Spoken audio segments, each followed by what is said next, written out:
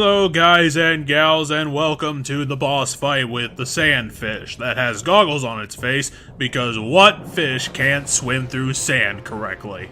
Unlike the previous boss fight from 3 levels ago with the dinosaur fish, the difficulty took a 90-degree nosedive and fell into a void, and now we have to deal with the consequences of that. This is one of the easiest boss fights that I've ever had to deal with in quite a long time, and right now I'm playing the Donkey Kong Country game, so that's kinda saying something. The sandfish attacks with an age-old trick where he just tracks to where you were standing 5 seconds ago and then attacks the empty space that you did, and then it stays in that spot for a little bit, giving you an opportunity to attack it. The sandfish is kind of a dumb boss because it stands there for quite a long time. Way more time than is necessary, and even though the sandfish is taking out platforms as it goes, it's never much of a hindrance to Wario, so giving us all this time to get back to the sandfish to do damage is kind of pointless. The sandfish really doesn't evolve over time, it doesn't become harder as you go along. It really is just, it jumps into holes and then you jump on its head when it looks the other way. If the sandfish is looking at you, then you really don't have a chance to jump on it because he's at least smart enough to see damage coming and therefore will get out of the way. And other than the arena, which actually looks pretty good and would look a lot better if I didn't have the emulator splitting issues and the slightly goofy design of the sandfish himself, again with the goofy goggles and the anime anger steaming out of its ears when it sees you,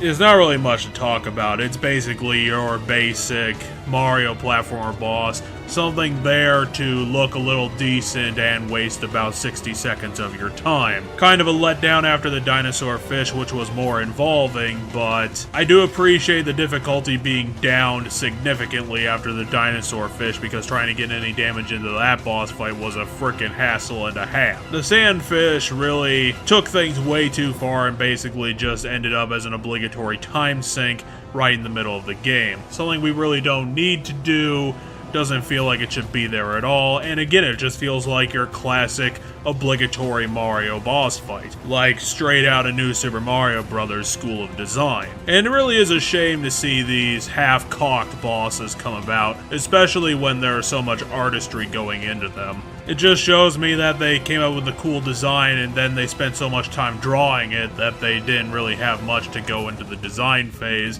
No unique gameplay, nothing really standing out, and it's just a real shame when you put in so much effort to make the boss look cool.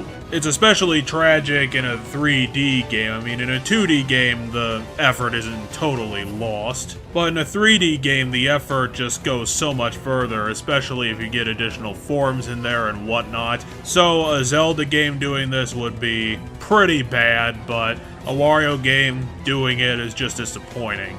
And frankly, I wouldn't think you could be disappointed even more in a Virtual Boy game. I mean, you know what you're getting on this console.